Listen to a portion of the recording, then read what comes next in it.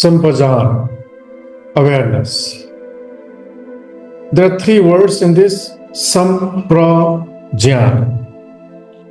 Jnana means to know, pra means proactively, profoundly, properly knowing is called prajñāna. And sampajañña means constantly, samyak ढंग से, सम्यक प्रकार से, प्रबलता से जानना is called samprajñāna. One is knowing, second is profoundly, and third is completely. Sam means constantly, completely, entirely. Sampajañña.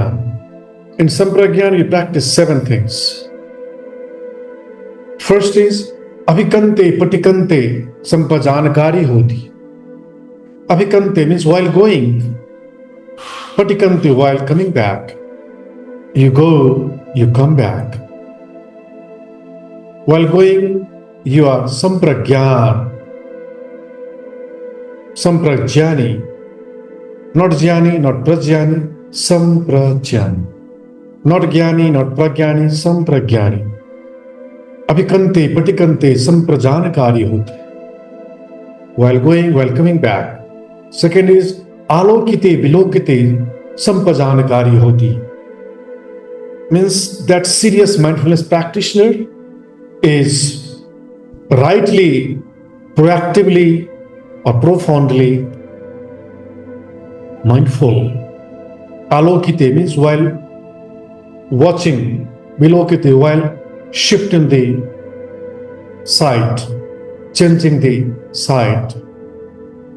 When you are watching something, someone, when you switch, when you change, when you transit from one object to other object to see, it's called vilokite. Like when you are walking on the terrace, if you are watching the mountain or the trees or the things, stuff around you, you will watch one object, then you will switch to other object. The space between two objects or the activity to switch from one to another is called vilokite. There also we are fully mindful. Alokite, vilokite is the second sampajañña practice. This too is part of body. Third is saminjite pasarite sampajanakari hoti. Saminjite means while bending, pasarite while stretching. When you fold, saminjite means folding. When you fold your legs to sit, it's called saminjite. When you open your legs, it's called pasarite. Pasarna, पैर को मोड़ना. This what is called saminjite pasarite. Fourth, it's called sanghati pattachivardharine. Sanghati pattachivardharine means while wearing the cloth. This is basically for a monk. Sanghati, pat or chivar. There are 3 clothes they use, monks use. Sanghati, pat, chivar. But for normal people, whatever they wear, like underwear or the lowers or the upper parts, clothes, whatever you wear, while wearing, you know that this body is wearing this thing. Sanghati pattachivardharane sampajanakari hoti. That was fourth. Fifth is asite, pite, khaite, saite, sampajanakari hoti. Asite, while absorbing, chuste. Asite means chuste. Sipping, while you are sipping, while you are pite, drinking. Asite, pite, khaite, while you are chewing the food by your teeth, by the help of your tongue also. When you take the food inside the mouth, your teeth start chewing. That too you observe mindfully. This is called Kāyite. Saite is while swallowing. When you swallow, your tongue also plays a role. While chewing, your tongue also plays a role. That is why tongue is given. Tongue has many features. This is one of them. Two of them. While chewing, tongue helps you move that food inside the mouth. This is called Kāyite. Saite is swallowing. When you swallow, you clearly observe that food is passing through the esophagus, what you call a food pipe, and that is entering into the stomach. And the moment that entered into the stomach, your stomach starts feeling heavier. But an eater, if he is not mindful, then his stomach keeps telling, hey, now it is too much, enough, now don't eat, But that person is not mindful, so that person eats over. This is one of the bad consequences of eating mindlessly. Mindful eating has lots of benefits. One is you enjoy the food, you taste the food with non-attachment. Second is you listen to your stomach. Sometimes if the food is hot, you don't burn your tongue or the inner mouth cavity. Sometimes you swallow very hot food or drink inside that burns the inner wall of the esophagus and the stomach just because of mindless eating, swallowing. Therefore, the sutra says, the master says, asiti, piti, khaite, saite, which is the fifth Sampajañña practice of the body. Asite, pite, khaite, saite. Asite means chuste, absorbing. Pite, drinking. Khaite, chewing, eating. Saite, swallowing. Sampajaññakari hoti. Means rightly, profoundly, comprehensively, integrally mindful. Sixth is Uchchar pasavakam me sampajaññakari hoti. Uchchar. Uchchar means while releasing the stool. While releasing the stool, you also are mindful. If you are not mindful, if you will pressurize your bowel, that may cause the piles, hemorrhoids. Don't pressurize over to release the stool. And mindless people pressurize the lower abdomen, the bowels, to release the stool. Consequently, they have illnesses, piles or hemorrhoids. Some people, while eating, they don't realize that spicy foods, over spicy, or fast foods, or the processed packed foods are injurious, harmful for the overall health.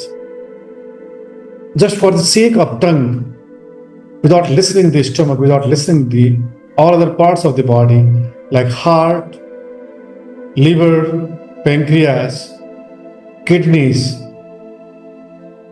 or the brain, which could develop the tumor, brain tumor, or the liver dysfunction, or the ulcer, or the constipation. They are unaware. They are not sampajaññakari.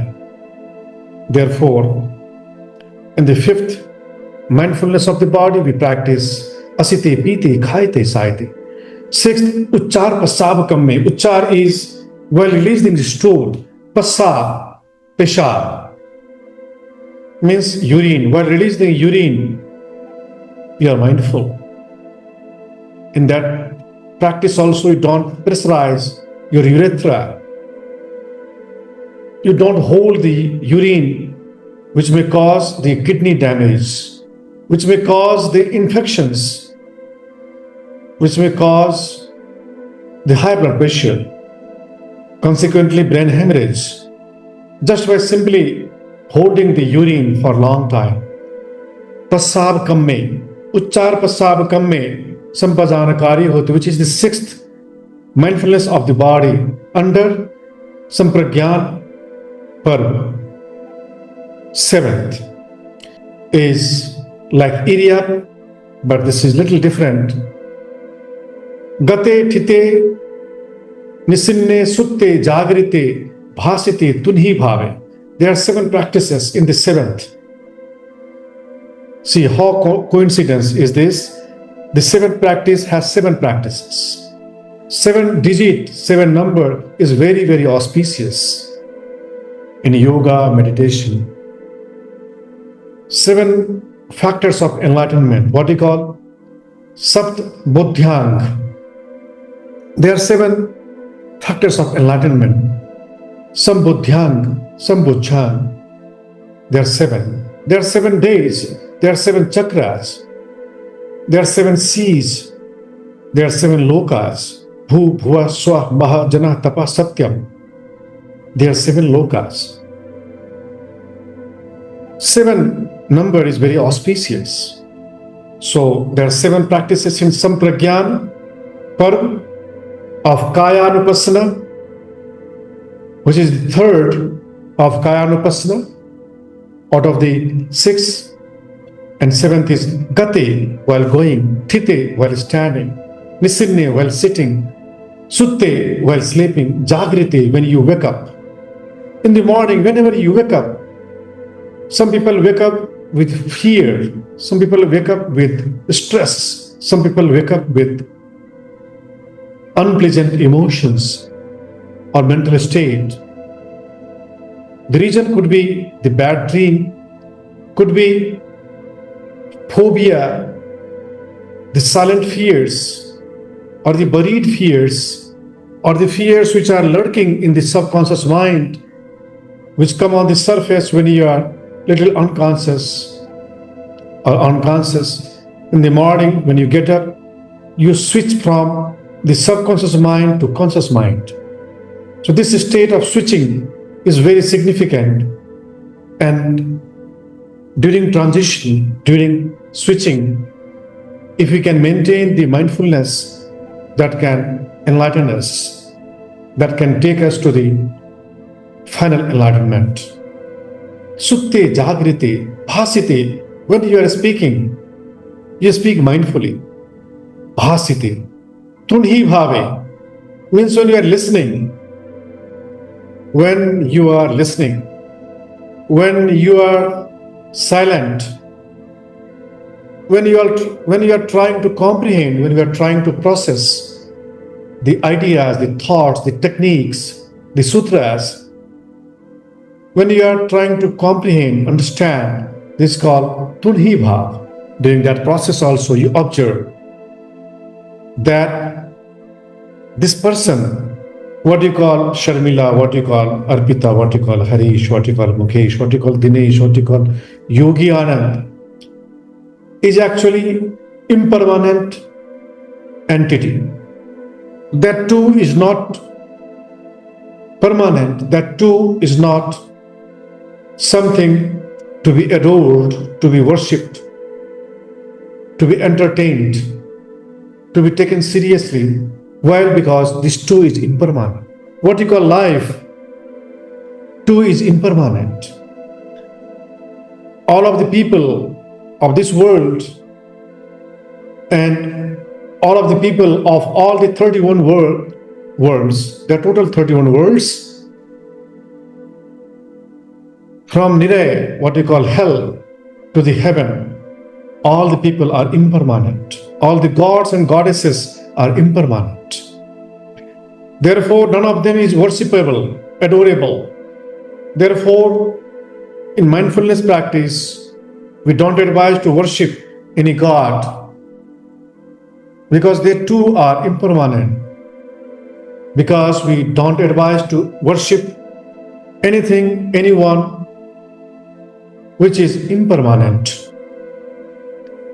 However, simply undergo simply pass through that with complete awareness, Sampajañña, tunhi bhave, while observing, while meditating, while transiting from first jhana to second jhana, from second jhana to third jhana, from third to fourth, from fourth to fifth, from fifth to sixth, from sixth to seventh, from seventh to eighth, from eighth to ninth, which is the ultimate.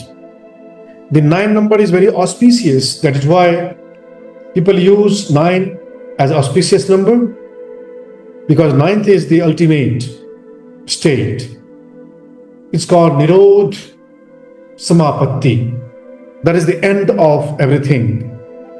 That is the end of journey. But you transit, sometimes knowingly, sometimes unknowingly. But we have to break all the patterns which are happening unknowingly, because we live in very fast, quick. People are very in a hurry.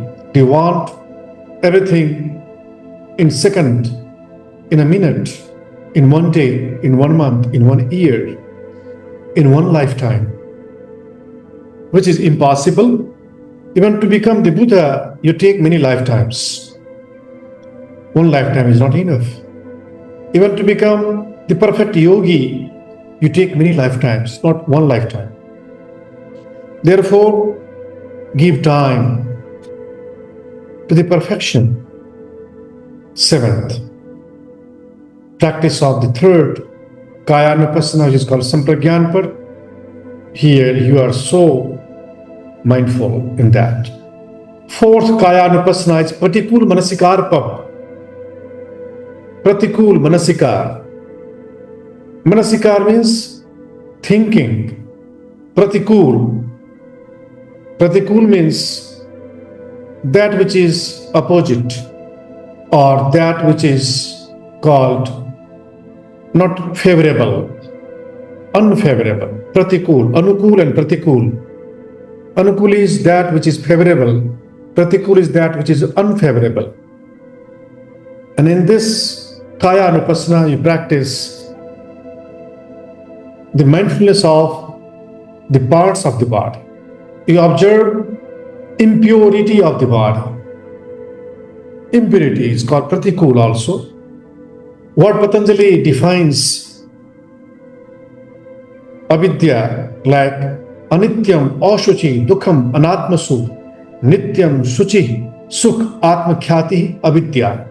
Patanjali has defined avidya like that which is anitya, means impermanent. Ashuchi means impure. Dukkha means pain, grief, or suffering. Ashuchi, dukkha, anatmasu, that which is not yourself.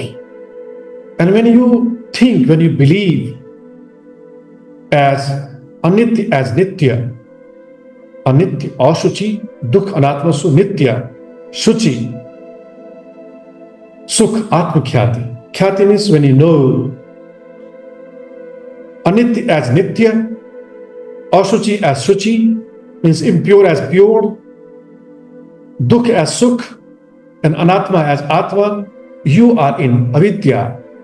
So to annihilate the avidya means the darkness, the ignorance, the blurriness of the mind, the confusion, the miscomprehension of the mind. You will reach, by overcoming this avidya, you will reach to vidya. And vidya liberates you. Sa vidyaya vimuktaye. Vidya only liberates you. Avidya binds you in the dreary round of birth and death. Birth is painful. Life is painful. Death is painful. But we forget that birth is painful, life is painful, or death is painful. Forgetfulness is called mindlessness. And remembrance, or smriti, remembrance, is called smriti, sati, mindfulness. Remember how this body is impure. In this part, the 4th mindfulness of body, we call it pratikul manasikar. Manasikar means thinking, pratikul, impurity of the body. And we begin with that. First, kesa. Kesa means the hairs. Loma, loam is the pores or the hairs of the skin. Kesa, loma, nakha, the nails.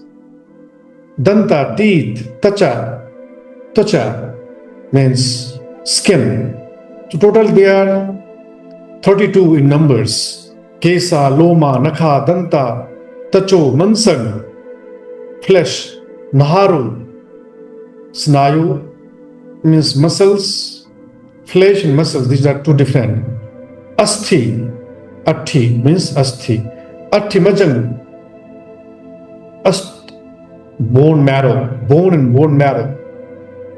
Atti majang vakang. Hridayam, heart. Yaknam, liver. Kilomakam, flame. Pikan, liha means hilomakam is the blood corpuscles. Pikan, flame.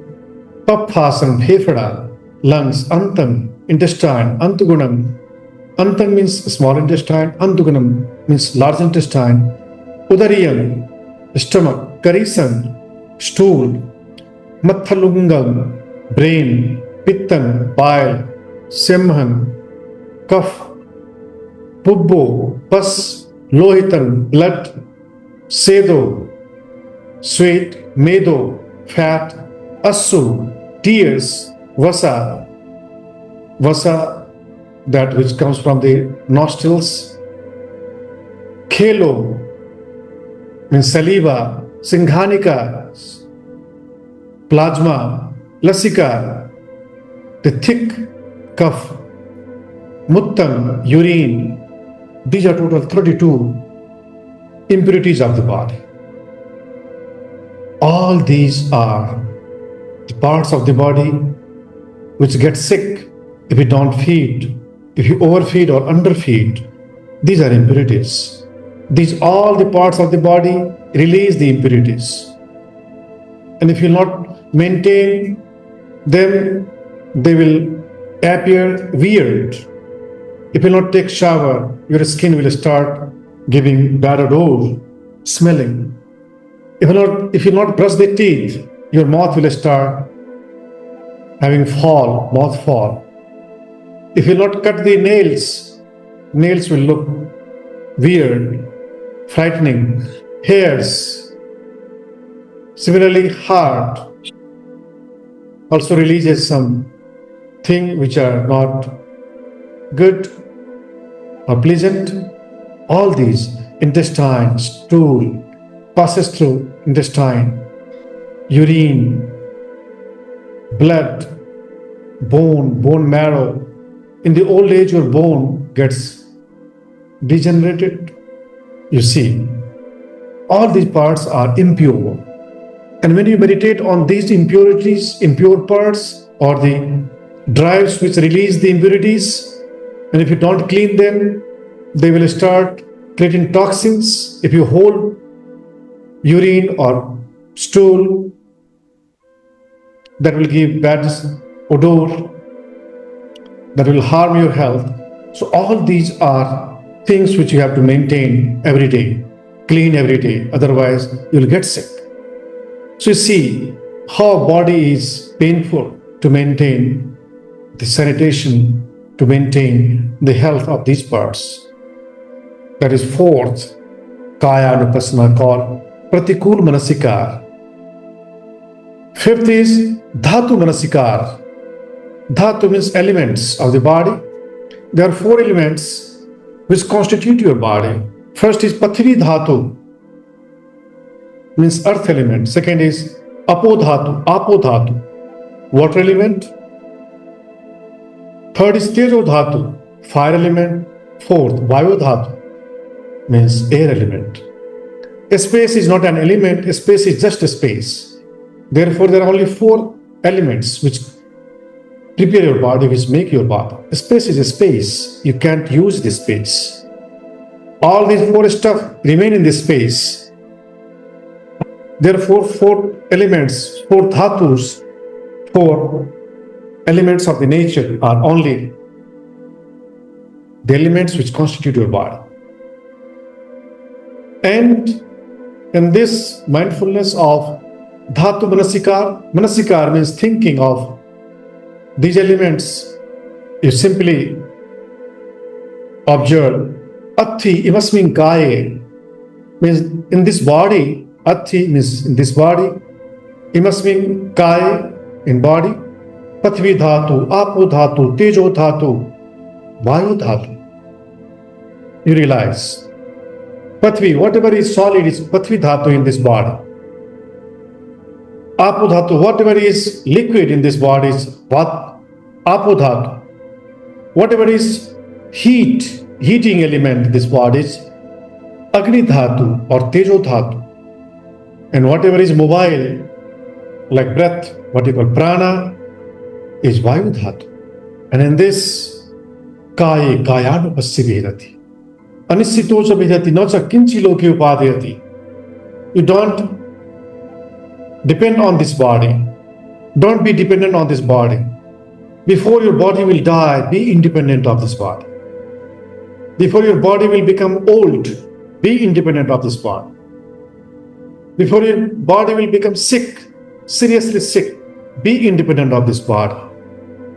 So that bodily pain, bodily sickness, bodily aging, bodily death won't disturb you, won't snatch your nirvana, your equanimity. This is Dhatu Manasikar Pab. The sixth, which is the last of Kāyānupassana, is Navsivatik Pab.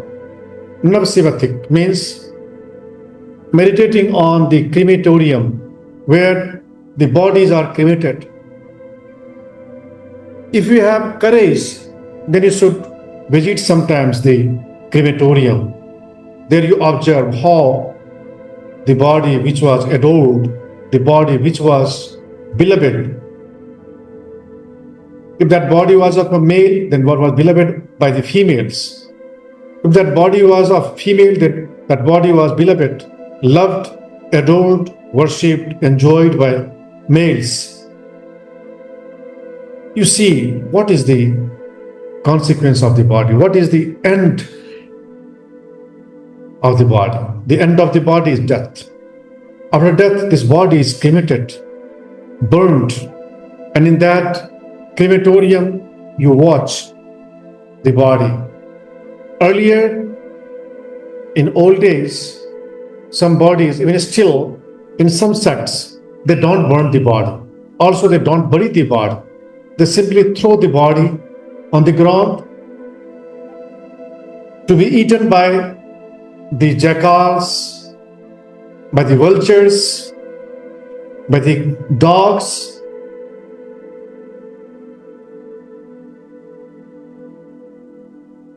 And in this meditation, we meditate on the last part of the body when this body dies, and when this is thrown in the burial ground, you see how this body becomes weird.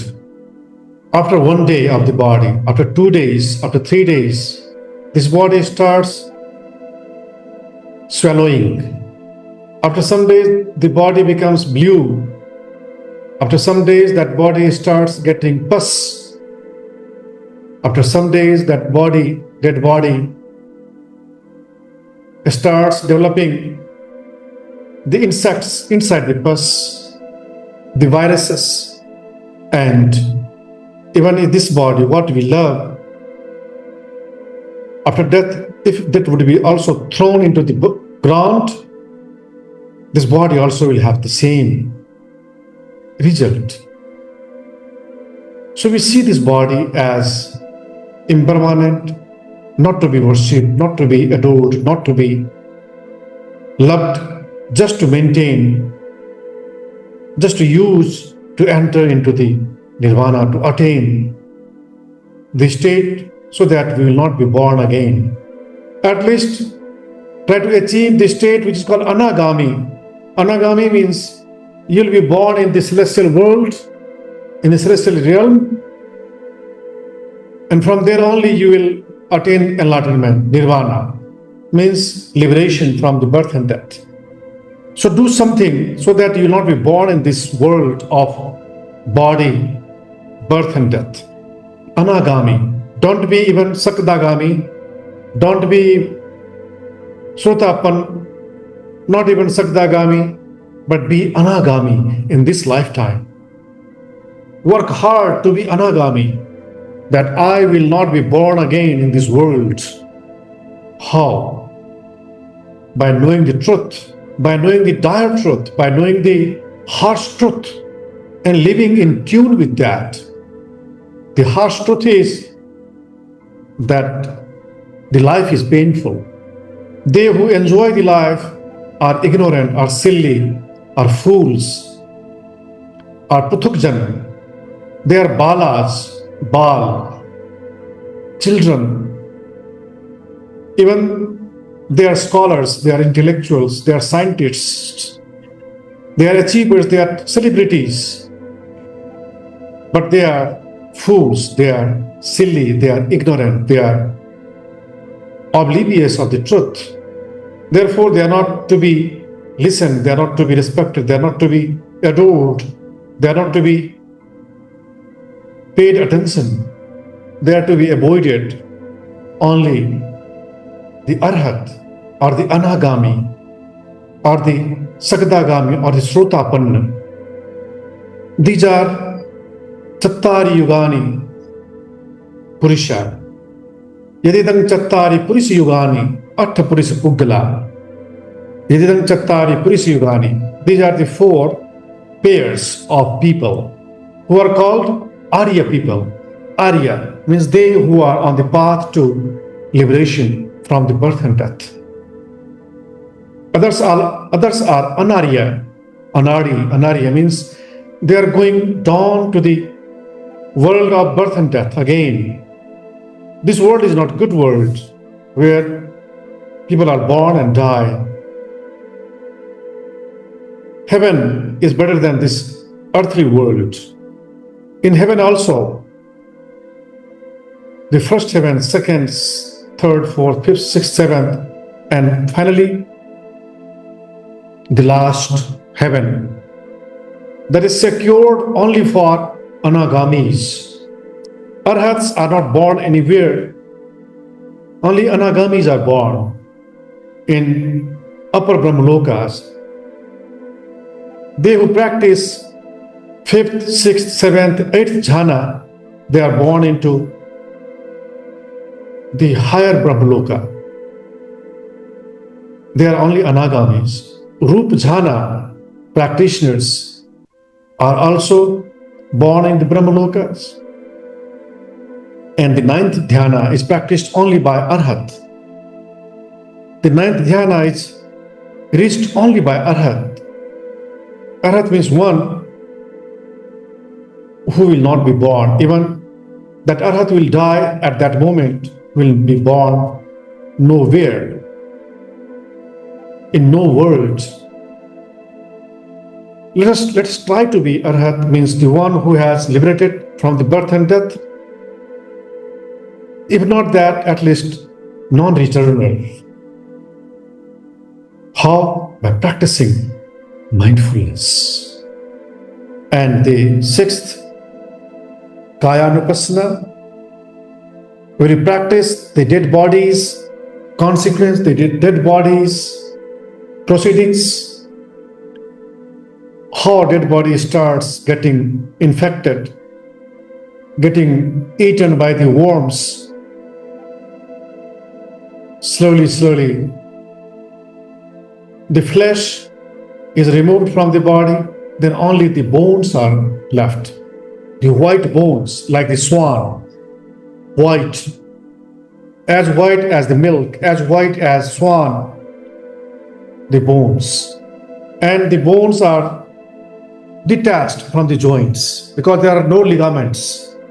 This ligament which joins the bones, since there are no ligaments, there are no tissues, so all the joints are severed, detached, and some bones are moved by the nature, by the air, by the animals. The bones of hands, the bones of feet, the bones of hips, thighs bones, waist bones, vertebral bone, rib cage, chest bone, shoulder bones, upper arms bone, lower arms bone, throat bones, teeth bones, jaws bones. Teeth are scattered, skull is scattered, and that mindfulness practitioner also thinks about himself, herself, that if this body will die, and if that also will be thrown in the ground, this also will have the same consequences. But if this will be burnt out, still the bones, some bones are not burnt. Those bones are selected and thrown somewhere, maybe some parts in the Ganga river, some parts just destroyed. In that way, this body disappears from this earth. The body of Rama, the body of Krishna, the body of Jesus, the body of Buddha, the body of Mahavir, the body of Gorakhnath, the body of any incarnation of any divine being, all the bodies are disappeared from this earth. That is the end of the body. So this body is not to be adopted. This body is not to be desired. This body should not be earned. Otherwise, we can't avoid the sufferings of birth, aging, death, and these things. This is Kāyānupassanā, where we practice 6 practices. Next is Vedana-Nupassana. In Vedana-Nupassana, you practice Vedana, feelings, sensations. Sukhad, Dukkha, Asukh, Adukh.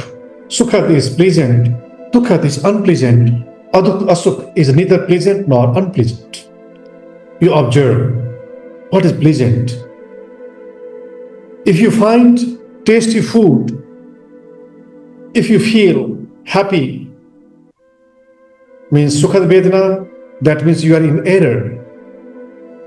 If you eat unpleasant food, and if you hate that unpleasant food, you are again in error. And if you don't eat food at all, because you're not eating, so you don't have any taste of food, there's Atuk, Asuk Vedana, that too we have to detach from. So that Vedana, what you feel through foods, through simple one sense is tongue. Similarly, we have other senses, like eyes. Sometimes we see beautiful sights, and if that triggers beautiful sensation, beautiful feelings in you, that means you are in error. Similarly, ugly or horrible sceneries or views, that too should not trigger any fear in you, any hate in you. Sometimes you don't see anything, that too should not deviate you, should not disturb you. About the eye sense. Ear also, the beautiful soothing sound. When you feel happy with beautiful sound, you are in error. When somebody is making noise, disturbing sound, disturbing voice, and you get irritated, you get disturbed, that too will take you in this world of samsara, of birth and death. So we have to avoid all the three Vedanas of this sense, of eyes, ears, nostrils also. Sometimes bad smell, sometimes good smell, sometimes indifferent smell. Tongue, taste, body, sometimes heat, sometimes cold. Never complain that this is too much heat or this is too much cold. Complaining mind is not in equanimity, is not in mindfulness. We have to train ourselves into equanimity in all the three feelings, sensation, not getting disturbed by none of them or any of them. You're not disturbed by none of them. You're not disturbed by any of them. You're simply okay.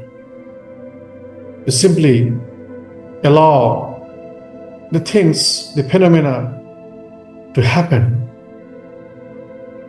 Sometimes tasty food, sometimes non-tasty food, sometimes favorable situations, sometimes unfavorable situations, sometimes joy, sometimes not joy, so-called joy, sometimes success, sometimes failure, sometimes so-called good, sometimes so-called bad.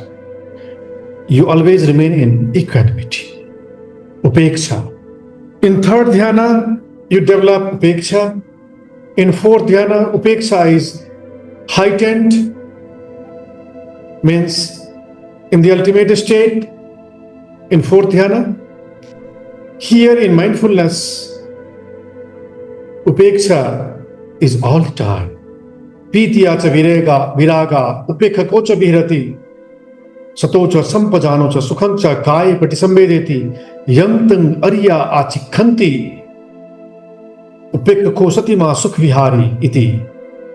Upekha ko satima means matured in upeksha, in equanimity. That person is satiman, means mindful. That person dwells with that developed upeksha, developed equanimity, developed Adwait, non-duality. In fourth, that becomes upekha sati parisuddhim. Your upeksha, your equanimity, your mindfulness, your non-duality becomes parisuddhim, completely pure, and that leads you to enter into Anattā. And then that leads you to the Anattā. Then you transit from Anattā to Akincana, means nothingness. From nothingness you enter into Naivasañña, Nasañña. From neither perception nor non-perception, which is called Naivasañña, Nasañña, you enter into Sañña, Vedana, Nirodha. You give full stop to all the perception, to all the feelings, experiences, sensations, all the memories, everything. You transcend. You don't belong to anything. You don't desire. You don't have any connection with any of them. The goal of mindfulness is the same. Well, now I'll finish this with the mantra meditation. First mantra, again mindfully, knowingly. Second mantra also, first for yourself, second for all, including you. Om Asato Ma Sadgamaya Tamaso Ma Jyotirgamaya Mrityorma Amritangamaya Sarve Bhavantu Sukhinaha Sarve Santu Niramayaha Sarve Bhadrani Pashyantu Ma Kashit Dukkha Bhag Bhave. Om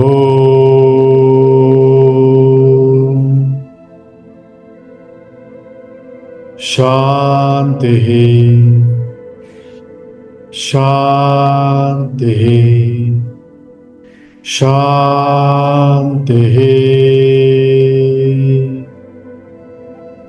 Now both palms together in Pranam Mudra, Namaste Mudra. Bow down to your teacher respectfully, with sincerity, with dedication, with reverence, and all the teachers of this amazing science and the founder of this amazing science, the Buddha, the Supreme Master, Sattva Manusyanam, the Guru of the human beings and all the gods, and this science itself.